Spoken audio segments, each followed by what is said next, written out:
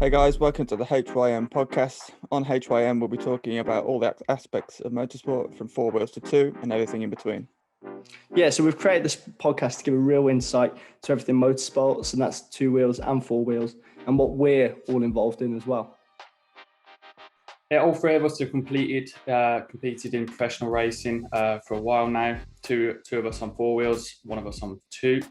And we feel like we've got a good stories to tell, a good amount of stories to tell from people we met over the years, and we feel like we'd want to bring that to your screens a little bit. So, yeah, I'm Jake. I've competed in all aspects of junior racing below Formula One, and I've just started to go into the professional racing scene now. Yeah, so I'm Alex. I'll be one of your hosts and producers on this podcast, and I've raced in world championships in Supersport 600 and 300, European championships, and I was British Junior Cup champion in 2015. I'm Nick Yellowly, a professional racing driver for BMW Motorsport and sim and test driver for Aston Martin Formula One as well. Like Jake, I've come up through the junior ranks and now, driving GTs at a professional level.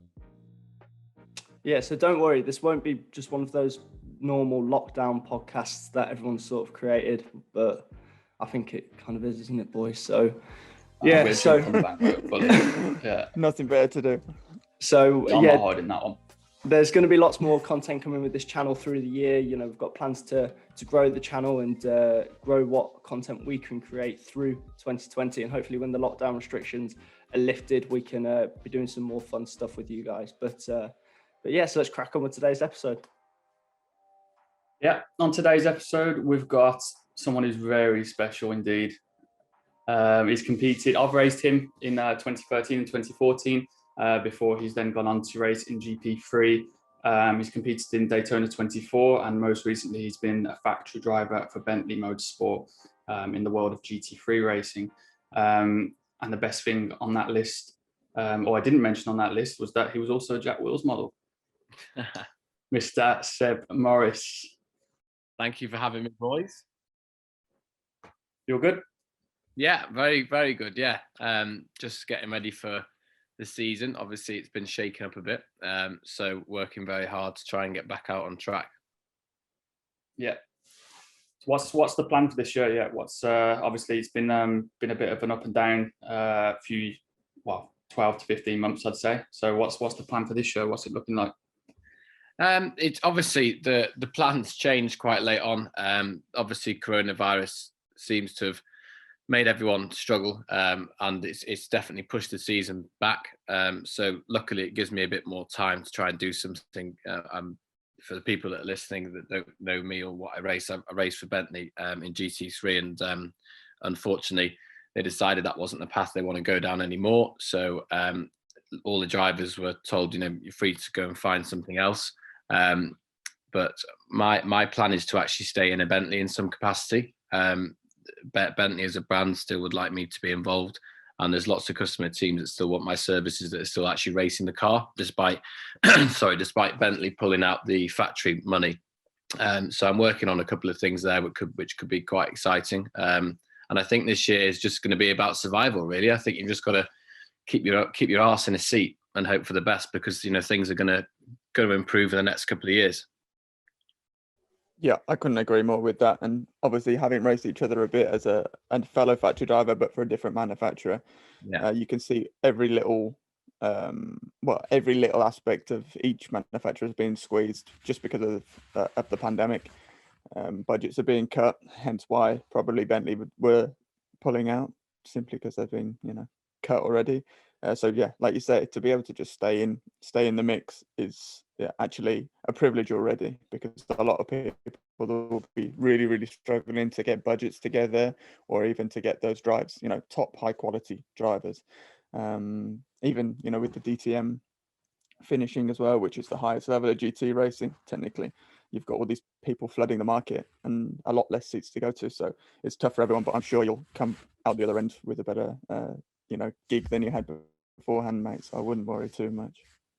Yeah, and just on the Bentley thing, it actually their pullout was I think coronavirus sped it up, but I don't know if you've seen, they want to announce that by 2026 all their cars will be made available in electric and hydrogen, ahead of the government's rule by 2030. So, to be honest, it doesn't really, GT3 racing doesn't really fit in with their brand, with their brand promotion and what they want to push from motorsport. So they're having to think about what they can possibly do in the future, and there might well be a future there. So that's why I want to keep involved in the brand and just try and keep helping the brand and the customer teams out for the time being. Well, I think we still don't know. We still don't really know, do we, like how motorsport's going to look once the pandemic's finished. So I think, like you say, like keeping your bum in a seat, so to speak. Yeah, I mean, a lot of people are going to fall by the wayside. A lot of teams and manufacturers probably going to pull out, which unfortunately happened with Bentley in this case. And yeah, I think as much racing as you can get on your CV in the meantime, is only going to help you when it all sort of settles down and we see sort of what the market looks like. Like you say, maybe I mean, I even saw with DTM that they were thinking about running a electric series in the future or sort of hybrid series, and whether that happens we don't know, but if it does, you've got to be around for it, that sort of stuff. Yeah, and especially if this LMDH thing takes off, which I think it will, to stop racing in the next this year or next year is going to make that basically impossible to be able to do that. So as I said, this year is about keeping my bum in a seat, keeping my name up there, try and win some races, and keep my name in the fold for when something does happen in the future. Yeah, completely, man. And you touched on the LMDH thing. Is that something you think Bentley would do just so they could go back and try and win Le Mans? Because obviously they won it outright quite a few times. Or do you think now that they're completely solely focused on making all their cars electric by 2030, it's not going to happen? Yeah, well, this is just my opinion, but I think it would make sense. I think it would be a great story. It would be 100 years since they first won Le Mans. If they were to go and try and do it in 24, 25, or one of those years, so it would make a great story. And the reason why GT3 doesn't work for them is because it's not sustainable, and it's not what Bentley have realised that they want to be the first luxury manufacturer to be able to become carbon neutral and become efficient in the way they produce cars and the way the cars run on the road. So I completely agree. GT3, you look at it, and it's a bit outdated now because you've just got big V8 engines, no hybrids, no nothing, and they're not that economical, are they? They do about 3 miles to the gallon at best. So no, I can understand. So in answer to your question, if I was on the board, it'd be something I would want to look at for sure. That's got to be something that they got to look at. I think the rumours that of the amount of manufacturers that are going to join up and do that is mad. I mean, you don't know if they're all concrete, but I've heard basically anyone who is anyone in the manufacturer world are definitely putting proposals together to the board at least just to see if they can do it. It's something because that it's not stupid. It's not stupidly expensive either, is it? If you look at the budgets, compared to what people used to spend, we're spending 200-300 million quid. It's nothing on that scale. Yeah. No, exactly. I mean, DTM compared to DTM Class 1 regs, or I mean, Formula E, the budgets they're going to be capped, but for the moment they're very, very expensive. If you look that you can go and win Le Mans outright, you can go and win Petit Le Mans, Sebring, Daytona, all with the same car. So you can use it in so many variants. And then judging by what IMSA have done as well with the GT Pro thing, you're going to be able to race your GT3 car and your roof. I think it depends on what the regs of these series kind of come out with in the future. Because I mean, motorsport is just a marketing tool, really, isn't it, for brands like Bentley? Yeah, motorsport is marketing at the end of the day. Yeah, and I would always associate a race like Le Mans with Bentley. And I think if the regs fit and it suits what they're trying to do with the mission statement of what their road cars are going to be in the future, then why not, kind of thing, I would think. Yeah, well, hopefully, anyway.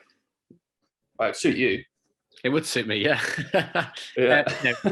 You mentioned at the start, obviously I've done Daytona, and with my relative performance compared to other people and teammates, Daytona was by far my best performance, in my life. And that's not just in terms of, because we didn't get the result because we had technical issues, but I'd found that style of car and the way it was designed and the aerodynamics and the way everything was just very simple. You have no ABS. It's just you and the machine and 850 horsepower and load of downforce, and that seems to suit me rather well. More than GT3 does, to be honest. I mean, I'm not bad in GT3, but there's Jules always pulls a tenth on two of me in qualifying, but I wouldn't say anyone would be able to do that in one of those. So if LMDH is vaguely similar to that, then that would excite me greatly. You in the Cadillac? Well, let's talk about the Cadillac DPI, right? In the DPI. Yes, yeah.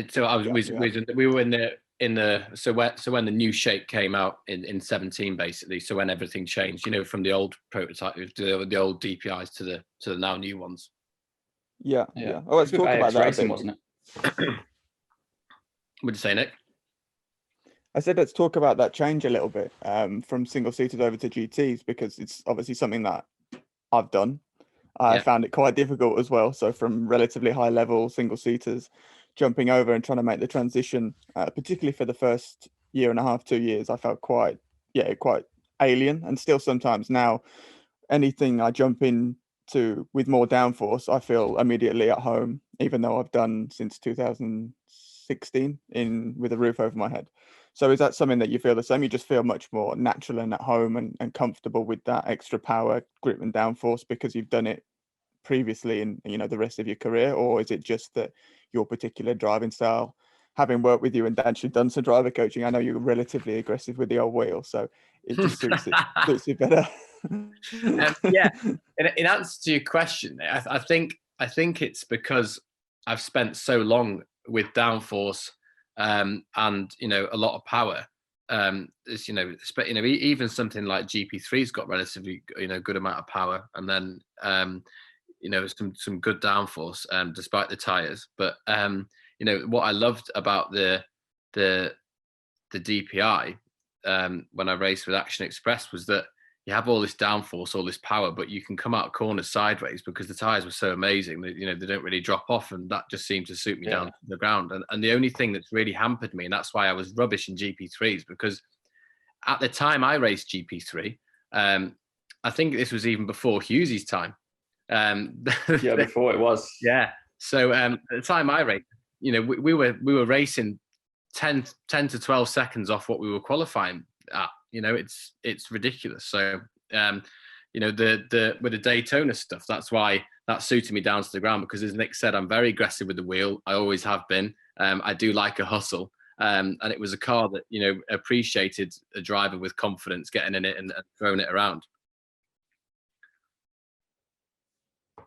Yeah. Who were your teammates in that Daytona race, by the way? So I had Mike Conway. I was going to say, I thought it was Mike. Yeah, Eric Curran. And I don't know who's the other one. I'm trying to think who the one was. It'll come back to me. Mike's a good benchmark, though, isn't it? One of the best. He's my brummy.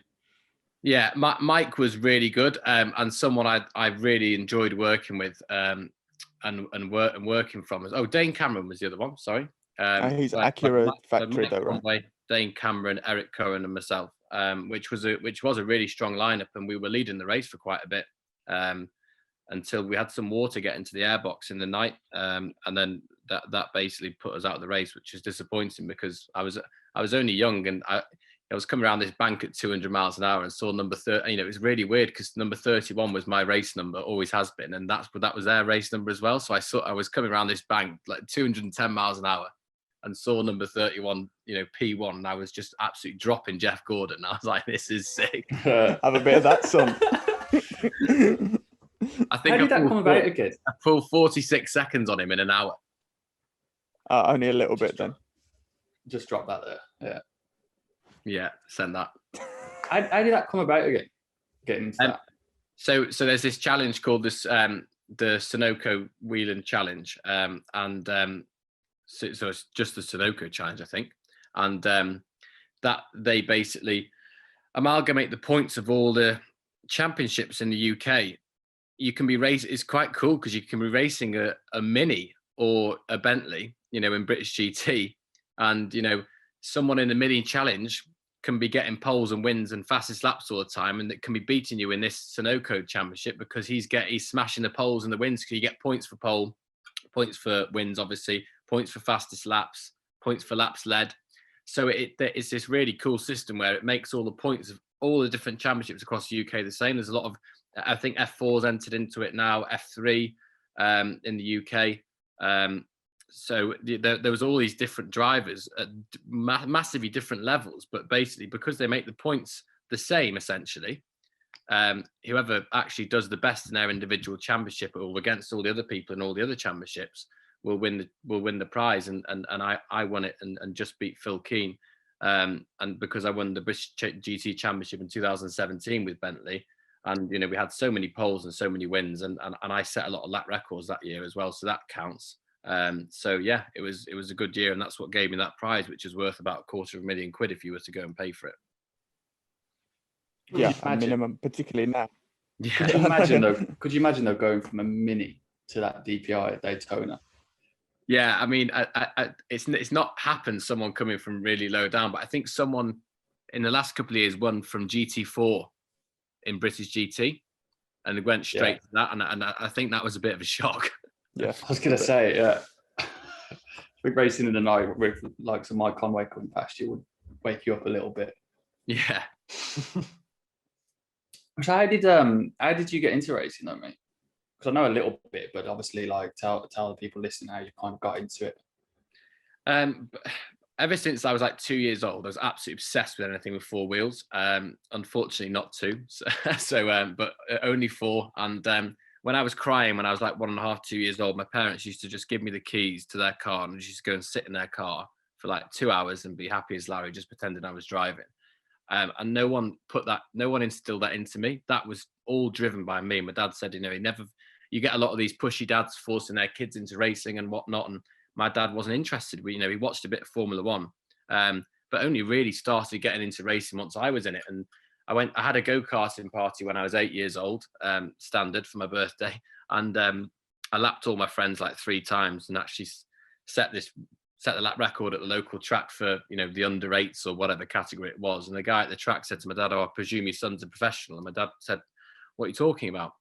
And mum was there as well. And he took my mum and dad aside and said, "Look, your son's got this innate talent. If you're saying he's not done this before, then you need to take him. You need to take him here." So we went to Ceredigion track in Wales. I got my ARCS license, bought my first go-kart, and then they said I was very good considering I've not done any driving. And we used to rock up to races in Super One we had our car, and we just put a trailer on the back and we had the worst go-kart on the grid. And I won't name the name, but it started there. So I went from lapping my friends to my first race. I think I got lapped 3 times. So that was a bit of a shock. But then the year after, I was winning championships when we got into a zip cart and had, we realized that you had to tune engines to go quickly and get them tuned. So it started from there. And then obviously just got absolutely hooked. And it was me, mum and dad on this little journey. And I haven't stopped since. You then went into it. Go on, Nick. Yeah, I said it's cool. It's so many different little stories, but it always starts with a little kid just saying and nagging their parents, because it was the same with me. I was a bit older, maybe 14, 15. I think, Jake, you were pretty similar in terms of age when you started. So older than 15, the 16, norm, let's say. Yeah, exactly. I think it was 2 months, September 2005 or something I started. So I was just before I was 16. And it's all that nagging because I wanted to do it. And my dad liked cars, as I know your old man does as well, Seb, with his nice cars. Yeah, he likes cars. Yeah, it's all stemmed from that really. So it's their fault for having those on the drive when we were younger, I would say. Yeah, exactly. He's always been into his Porsche, so I used to go and sit in them. But I used to be obsessed with. My mum's always had Range Rovers, and I used to be obsessed with going and sitting in a Range Rover all the time. And I remember, because my dad wasn't very mechanically minded, but he actually is now. Now he's learned.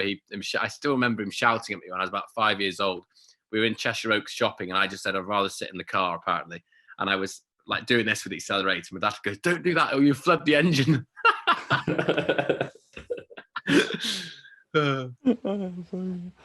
Oh man. You went, didn't you? You then went into like Ginetta Juniors, didn't you? After karting. Yeah. So basically, I only ever did lower level karting. I did a couple of rounds at Super One, and I think my best ever result go karting was I came second at Shenny once in Super One. I've never won any championships, on a national level. I used to win, the local clubby championships, and I sort of got drawn into that and just did a load of that. And then when it was at Super One, it was dads beating each other up. I mean, there's people swearing at my dad, and my karting manager Tony Theodore was brilliant. He taught me everything I know.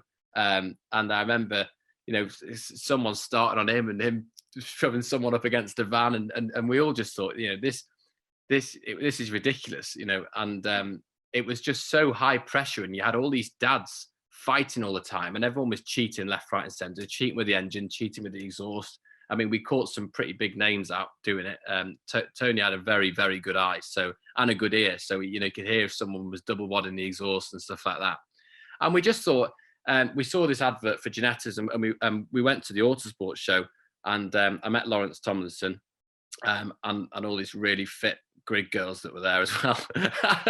And yeah, so we did that, and then we just decided, we didn't realize that you could race that young. So I was 14. I forgot to mention. So I had a test. I've missed a major part. I had a test at Pembrey when I was 13 years old in a Formula Renault. And they had to make 4 seats to fit me in. I was that tiny. My name was Seb Smallboy Morris because I used to be so small. I don't know when I grew. That's what they call you still, though, don't they? Yeah, that's when I'm lying down now. So I had a test in Formula Renault when I was 13, and I was only like 2/10 off, the pace. So I thought, right, let's go and do this instead, because I realised once I had this test and spoke to this team, Hillspeed, that they were, I was talking about these names that I thought were huge in go-karting, and they just didn't know who anyone was. And I thought, hold on, everyone's in this karting bubble, and you can be world champion in karting, and people in real racing still won't know what you are, or who you are. So I thought, right, let's do it. So we went to Ginetta Juniors at 14, and I got a couple of podiums in my first year. It was a massive, massive learning curve, but it was the best thing I've ever done, because it put me 3 or 4 years ahead of everyone else immediately, because I was doing that at 14, and back then, people weren't coming out of go-karts till they were 16, 17.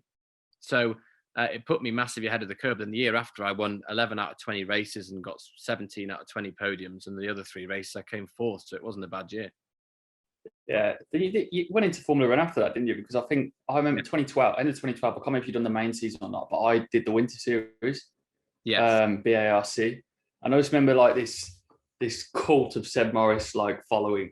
Like you were the boy of UK racing at that point, like junior racing. I did feel like it. I felt like those were the years of my life, and when there was we were 2012, we won loads of stuff in Formula Renault, won the Winter Series, came 3rd in the championship, because I would only ever win a race or throw it off, so it was one or the other. And I think that's what the fans and stuff loved about me, because they, at Silverstone, the last race of the year, there was something stupid like 42 cars on the grid. That was when it was at its I was in that race.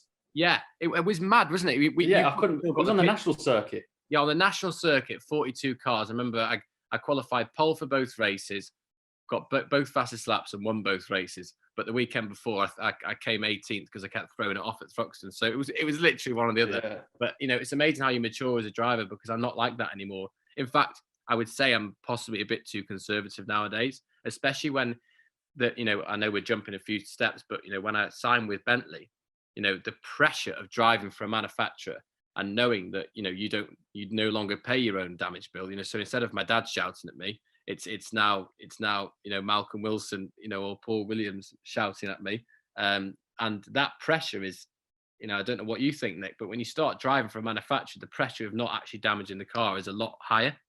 Yeah. Yeah.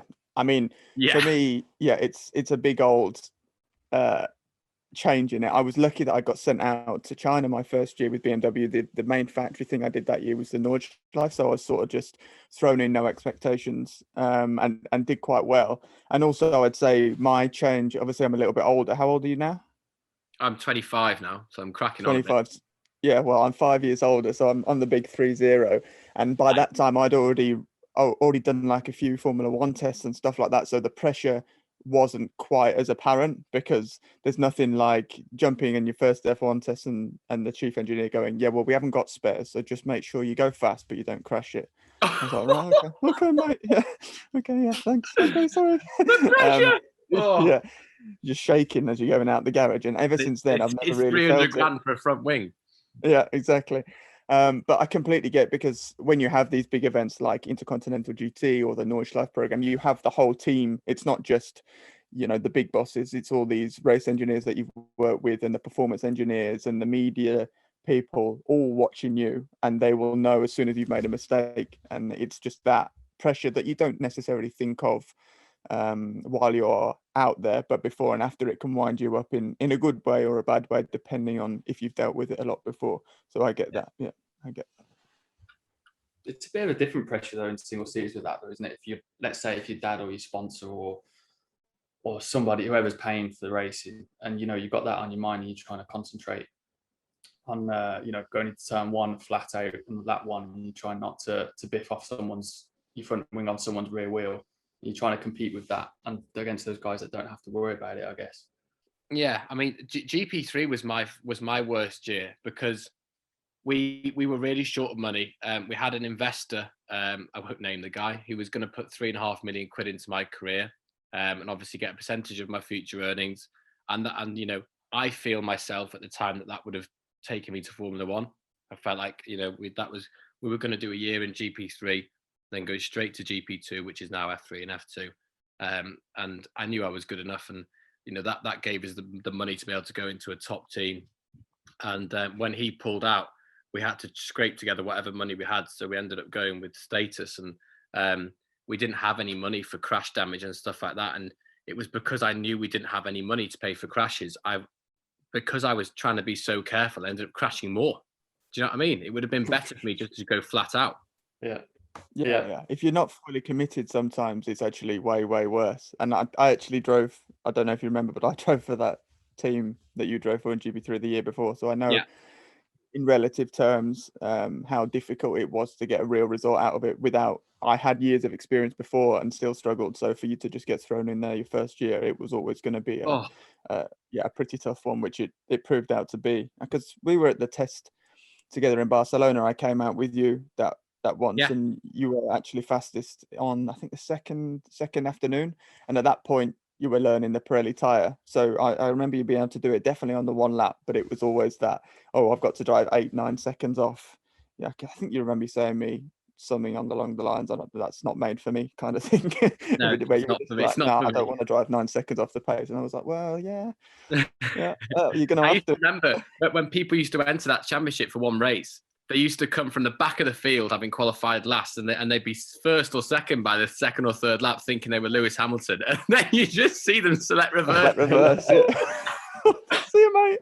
When 2015, the year where I think you might have mentioned it earlier, where you had like 7-8 seconds of deck through the race. Oh no, it was sometimes worse than that, Jake. I mean, if you got it wrong in the first couple of laps, and you had so much as one slide, or you pushed a little bit too much in the first lap, but at Barcelona, the first race, I was like 12 seconds off.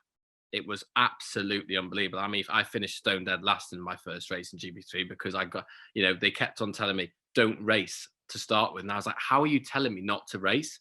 And they were like, yeah, just don't do anything. Don't make any moves. Don't even bother defending. If someone wants to whiz past you, they'll come back to you because their tires will drop off. And I was thinking, this is crazy. I'm just going to push. And I remember making up so many places on lap 1 and 2. And then I was like, oh my God, it was like someone's just sprayed my tires with oil or something. And I was just like, oh my God, I just kept on going backwards and backwards. Oh yeah, wasn't that the Kvyat one?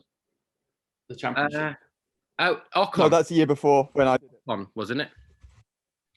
I can't remember. I just remember a race at Barcelona where Kvyat just selected reverse.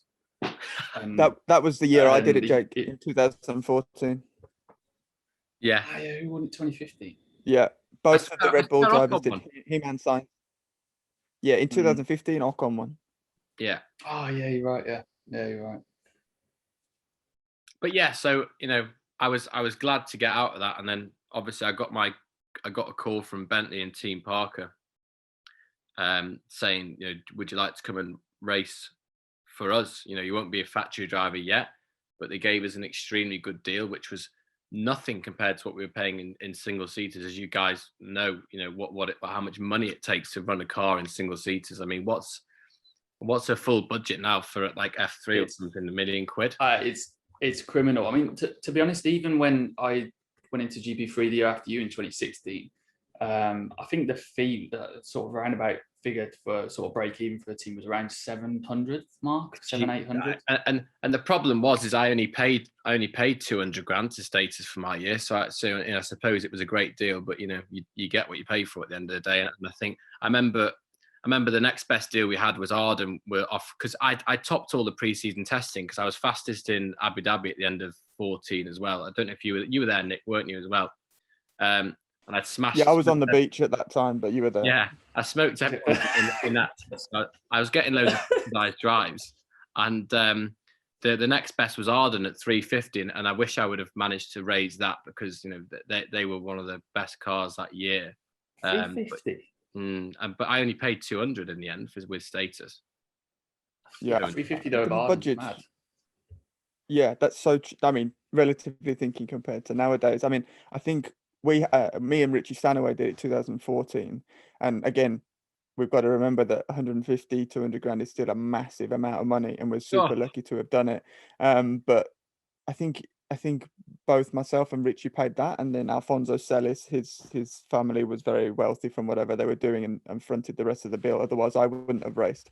And that's when I soon realised, when you're getting told, oh, you can't crash on this lap or don't push because we've got no more spare front wings, stuff like that. It's like, right, I need to get out. And that's when I looked for my out or whatever to GTs. And it was a weight off my shoulders because there's a whole different world from this Formula One bubble as well. Not that it's not great, because Formula One's brilliant, but there's this whole different bubble away from Formula One where you can actually go and earn a really good living and have way more fun.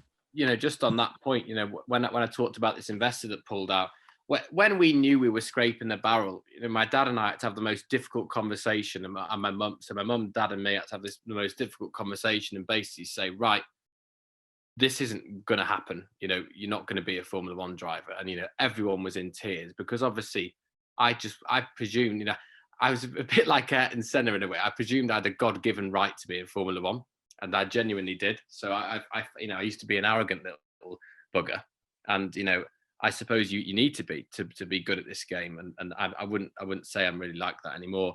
But basically, we had to have this conversation where we said, right, this isn't going to work. This isn't going to happen, Seb. What do you want to do? And then we then started making some calls, and then it was actually Team Parker Racing called me and said, you want to come and do this? And I come from finishing 15th, 12th, whatever in GP3, thinking I was shit and thinking I'd lost all my talent, to then in the first race of British GT against world-renowned factory drivers, I stuck it on pole by half a second, and I thought, oh, here we go. I've my talent bag's still all right. I'm still good. So it's easy, this. Yeah. Brands. Yeah, Brands Hatch. I set the lap record, still unbeaten to this day. That. It's because I haven't been. I was just gonna, you know what? I was just gonna do that. Yeah. But the budgets for just mentioned about with GP3 and GP2. It's been 4, 5, 6 years since we were in it, and it's added like another 500,000 on top of it now. I don't understand how is that even possible. You're doing the same championship, same races, same cars pretty much. I know that they've changed, but it's the same sort of running budgets. I don't understand why it's going up, and it's all because of demand and supply. Isn't it? At the end of the day, there's a lot of rich young kids out there now that will pay whatever it takes, and it's a sad world. And I tell you what, if I had a kid that was a son, I would be putting a football in front of his legs and telling him to kick it, because I would not want him anywhere to do a race. I mean, I always feel like I'm really privileged to have even started it when I look back. Yeah. Like just starting in karting, to be able, I had my dad support me karting and into Formula 4, but after that it was like you couldn't do anything about it, and I relied on a lot of people around me. So I kind of, I try not to look at it with with regret in a way, and sort of see that there's a lot out there Yeah, granted, Formula One is the pinnacle, and you know, in the world, in the eyes of many people, won't know about a lot about Le Mans. That they, you know, the amount of people that know about Formula One way outweighs the amount of people that know about Le Mans and GT racing and stuff like that. But yeah, I mean, I've done a tiny bit of it, but not like to the level you boys have yet. I think it'd probably be coming for me around this year. But I just really look forward to it. It just looks like the racing and GT and sports cars endurance just looks just so much fun. You know, I would love to show Formula One fans, you know, some of the highlights of the races we've done, Nick, you know, because they think Formula One's interesting, and you know, some of the stuff we do, especially the sprint race formats, are amazing. You know, with the endurance racing, it's a very selective sport because you have to really know what you're looking at to be able to see who's where with strategy and stuff like that. But when we do the 3-hour races, the sprint races, anywhere between 1 and 3 hours, I mean, they are amazing. Yeah, I mean, they're really fun, and also it's not just the racing side, as in on track action. We'll do a bit of this later on when we're not just doing podcasts. We're trying to develop the channel and do a bit more, video based, and actually take the fans and guests along with us and let them see from a driver's point of view what the hell actually goes on during a race weekend. But the camaraderie and whatnot between the GT drivers and the level of mutual respect I found it's to be like good. really, really nice. Like after, even in South Africa when we were there in December, it doesn't matter who wins. We'll all have a beer together. It's the end of the weekend, have a laugh, chill out and then move on and see each other next year. Whereas in single seaters, you look at everyone like they've just stood on your dog and you hate them. It's just really quite toxic, I found personally. It's true. Yeah, it's true. But GTs is, that's the side of people. I think if you've been and you understand, then these super fans are fans for life. But until that, everyone thinks Formula One is the pinnacle, which it is in terms of technological development and whatnot. Technological in it. All that stuff, but it's not necessarily pure racing anymore. Yeah, agreed. So this, for me to take that step so early again, so I took the step early to go into cars, and then I took the step early to realize I wasn't going to be a Formula One driver, and jumped early to GTs. And again, that really paid off. Within 3 years, I was a factory driver getting paid money by Bentley. So, from thinking my life was over in 2015 to then how it, between 16 and the end of 19, when I got made a factory driver, 3 years, and then it was all back on track again. And I know it's difficult now, with loads of manufacturers pulling out funding, but I think I am now a factory driver, and once you get that status, it's something that can't be taken away from you. That everyone knows how hard you have to work and how good you have to be in every single way to be a factory driver for any manufacturer. And there's only 6 Bentley boys in the world. And I think there's only ever been we looked at a stat the other day, there's only ever been 42 Bentley drivers. So it's a very elite club to be in. So that's why, when you get to race for a manufacturer, opportunities will come. And I know it's going to be tough this year for all of us, but, as I said, it's bums in seats time, and no one can take away the fact that I've been a Bentley boy and I've earned that, and hopefully will be again, or, can be with another manufacturer. So just got to keep your head up. I think that counts for a lot, having that on your CV, and just being able to walk into a meeting room and, looking for a driver, if it's somewhere else, somewhere away from Bentley, for example, just for the sake of argument. That's, I'd like to think if I was a team boss, that would jump out to me. Yeah, because it gives you a level of kudos, because you imagine the amount of tests and the amount of data that Bentley have had to look at on me to be able to trust me with one of their cars and trust me to go and fight for championships. And it's all data driven. So you get the drives, yes, if you win championships and races, but you have to be faultless in terms of your average lap times over both 20 and 50 laps, your average stint times over a whole stint, your fitness, your recovery, your qualifying performances, everything is analyzed to the nth degree. And luckily, the year I did with Team Parker in Pro-Am in 2019 was the year that got me that Bentley drive, because I was often out qualifying the other Bentley boys. I was often better in the average stint times. It was me, Jules, and Jordan really always on the B pillar analysis. And so I knew I was right in the mix, ready to go basically. And luckily I made their job very easy because we were racing in the same race. I was in exactly the same car, but I was with a customer team, and I did very well. So it was Team Parker really that got me that drive because they set up a very good car. And I didn't really have any pressure because we were the customer team. Team Parker was a really relaxed environment, and I just went out and did it. And it was those results and data that got me that Bentley drive. Yeah. It was like a year-long job stuff like that. Yeah, but also it's not just your on-track performance with manufacturers either. You've got to be personable, which you are. You've got to be good with the customers, which I'm sure you are. You've got to be a good laugh. Depending on where you're going. When I went out to China, the guy really liked to have a beer on a night. Well, I don't really drink, and I don't really drink beer. So you've got to play the game and be really, really good and supportive with all those different aspects, and it's all that package that brings it together, as well as being fast, consistent, good with car setup. And a lot of marketing and PR as well. We worked with Rebecca Jones from VIPR Media, and we had a great laugh with her, and it's about some of the drivers were always going, oh no, I can't be asked. And I was thinking, that's your job. You get there and go and do that PR thing and just get it done, do it properly, and come back. And it's amazing the amount. I won't name any names, but overall, in all manufacturers, it's the amount of people that can't be bothered doing that stuff off track, but you don't realize that really goes against you if you don't do stuff well and you don't do your PR and marketing stuff, because that is, you've got to. A lot of these drivers don't realize. Jake said it.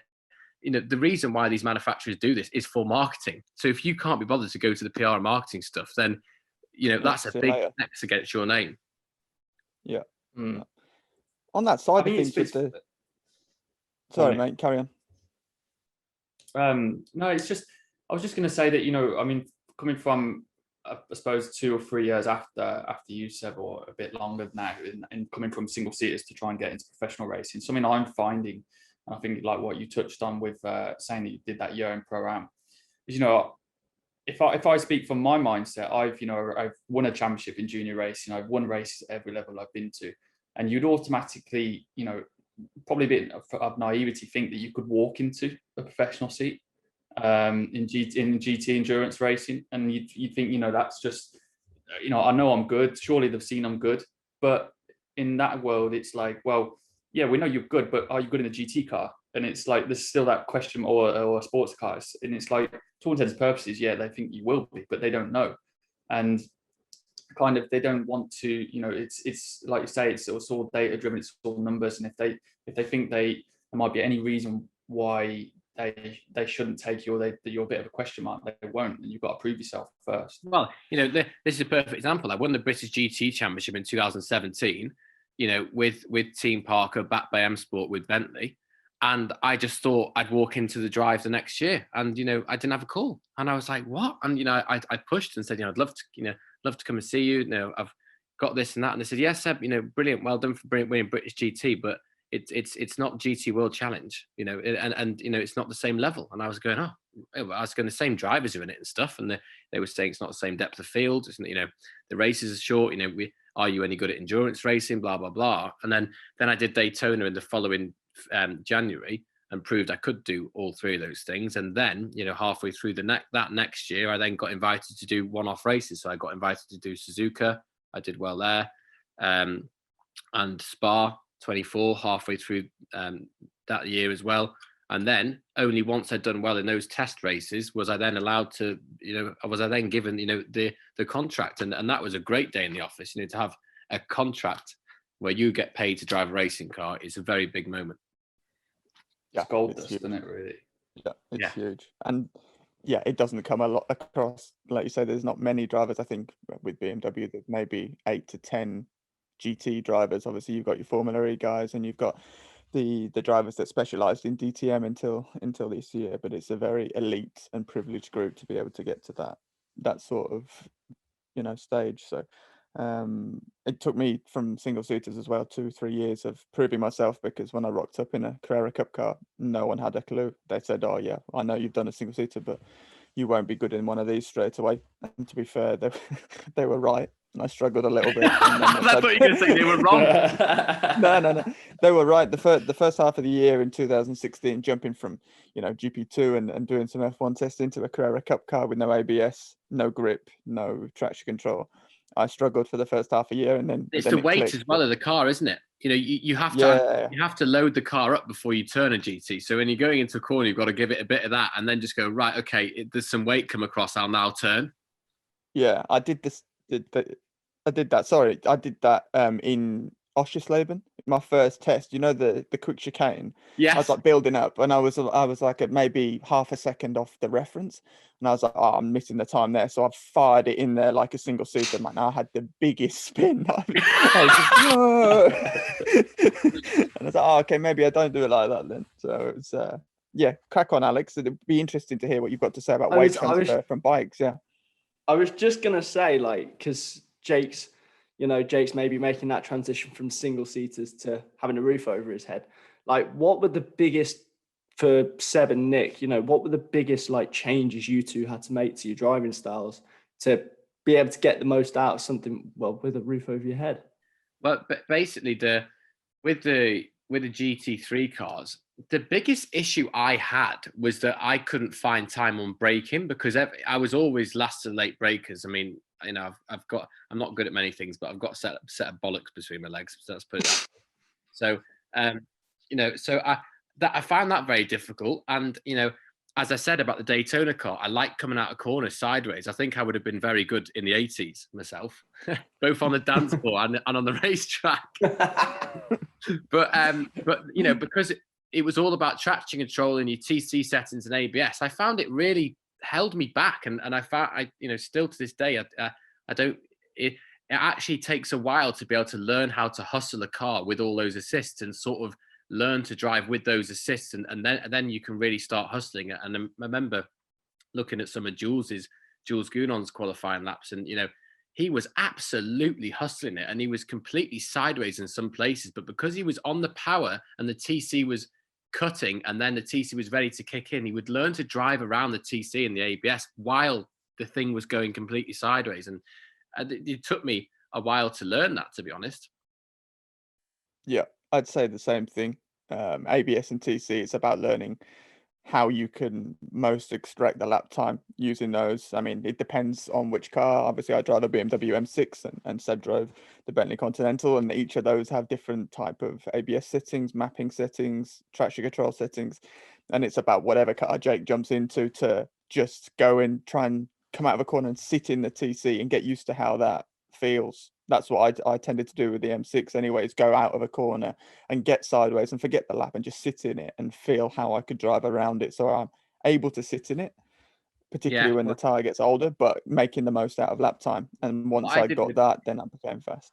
Yeah, what I found in the Bentley is that you can't really feel where sometimes it would have a big snap here and there. And I was wondering, is this me on the edge of grip, or is it the TC cutting? So when I then got really confident, I used to go out on my first couple laps and just turn the TC completely off. And I know that's, it's really, if Bentley found that out, I was doing that, they'd probably go mad because, it's very unsafe. But that I felt I needed to just know, is it me wheel spinning this car, or is it the TC? And I just used to go out of the box, turn it off or right down and just nail it and just feel where the grip was. Because I find it, a lot of people can get up to speed, to be half a second off quite quickly. But once you're within that half a second of pole, it's that last half a second, which is then about the finesse of tuning the TC and knowing if you are on the edge of grip or not. Yeah, so you almost do that to get the feeling of the car, because do you find it gives you a numb sensation? Yes, definitely. Yeah, you sometimes you come out of a corner and the TC will be cutting, but you don't know if that's because you've had a little slide and the TC is sort of catching up with that slide and it then starts cutting you, or you don't know if your wheels are actually still spinning. And it's hard. It takes a long time. I say years to really learn a car to know what it's doing and when, with regards to all these systems and things like that. Completely. Can't wait. I've never heard someone sound so positive about it. the only time, other than the Autosport award where you drive the GT car and the DTM car, the only time I've ever driven a car with a roof over my head was actually 2014 I did a VLM race with BMW actually. Yeah. And it was in that 235i. You know, it's a road car. It's still got the DSG gear selector in it. You know, they haven't took GT3 that, because it's bouncing up and down and all the time, isn't it? Yeah, it's so. I just remember, like the VLM races, you don't get any laps on the Nordschleife. Was it? Oh, there he is. He's gone. Yeah, like on the Nordschleife, you don't get any practice, do you, on the VLN, really? No. You just turn up, you go on the Grand Prix track the previous day and you turn up. But I remember going out for my first laps on the VLN track and I was on slicks and it started raining on the Nordschleife. It always does. I've never driven a race in a Nordschleife where it's just been lovely and dry all weekend. Have you, Nick? No. You're always going to one corner flat out on slicks and it's raining. You're like, oh no, please save my life. Yeah. Best thing in that case though was because it was still had all the normal stuff in. It was relying on just the car's like anti-fog for the windscreen that you would do in your road car in the morning. It failed, so I couldn't see a thing. So I'm taking all the belts off in the car. I shouldn't be really saying this, but loosened all the belts off. Wind the window down, and I had to stick my head out the window to get back to the pits because I couldn't see a thing. So that's my only experience of a GT car. Well, it's not really a GT car, is it? But so I can't wait for more of that, basically. No, you'll love it, mate. You'll love it. And Seb, with the obviously not just racing wise, you've done a bit on TV, haven't you, mate? Yeah, I'm coming out on TV on Sunday as well on Valentine's Day, so I've got another. It's going on BBC One. I've got to have basically a date with my ex-girlfriend, like completely out of the blue, and on each plate they write you a question for starter, main course, and dessert. So like when I get my starter, I take my napkin off my plate, and then it's got a question on that plate of what she wants to actually really ask you. So mine was, why did he cheat on me? And I was like, oh god, here we go. Here we go. Mate. Which I obviously lots of denied wine on the table. Was there lots of wine on the table?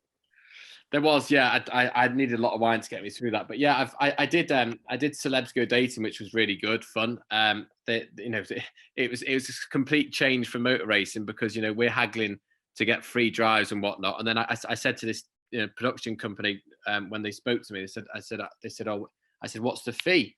And they said, well, how does 40 grand sound? And I went, fucking hell, to do some TV. Yeah, double it. Yeah. So we obviously then did some negotiating, and I wasn't earning any money at the time, so I was like, this is a joke. I was like, what, for a month's filming? So the money was very good, but B, it raised my profile massively, and actually it brought.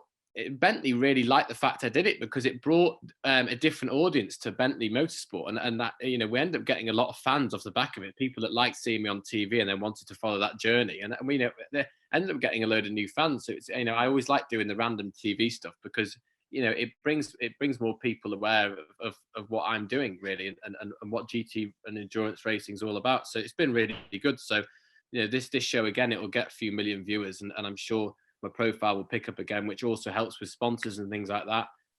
So yeah, it's loads of Instagram followers.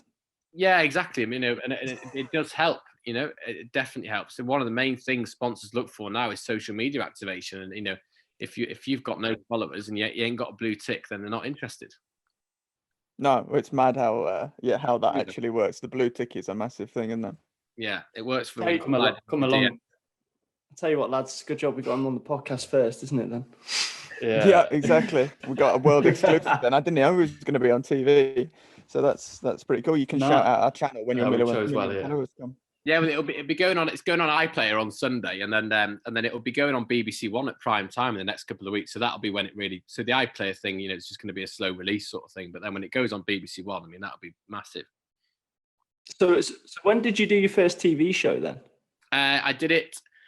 So again, this all came off the back of winning British GT. So then, so I got approached by Channel 4, the producers there, and they said, we've seen you just won this massive championship. They saw it in the newspaper, because my PR guy did a really good job making, it got in the Daily Mail and loads of other stuff. And then they literally called me up and asked me to come down to London because I just won this British championship for Bentley, and they thought I was a Bentley boy at the time, and I didn't tell him. I didn't tell him otherwise. So it all came from that really, and that was in 2018. I think I did that. the year after winning British GT. So those were a great couple of years in all aspects. Not a care in the world then. No, it's good. It's good, mate. And well, I think we should wrap it up there. We've talked about everything here, there, and everywhere, both racing and then the celebrity world. We can all go and get on with our days and drink a load of coffee. So thank you very much for coming on, Seb. Appreciate it, mate. No, I really enjoyed that, boys. And let me know when it's coming out, and I'll promote the shit out of it. Yeah, that's what we like to hear. So with my professional hat on, I'd just like to thank the guests and listeners. Make sure, obviously, you follow Seb and his new journey on the reality TV, and give him all those likes on the photos. And of course, follow the HYM podcast on all social media channels as well. Hope to see and hear you all again soon, or hear from you all again soon. And yeah, get in the comments any more questions for Seb. We can ask him and get him back on, I'm sure, at a later date. Thank you for having me, guys, and thanks everyone for listening. Much appreciated, and I hope to be given the honour of being invited back soon. Yeah, no, for sure you will, mate. Thanks again. See ya. Nice one. Cheers, Seb.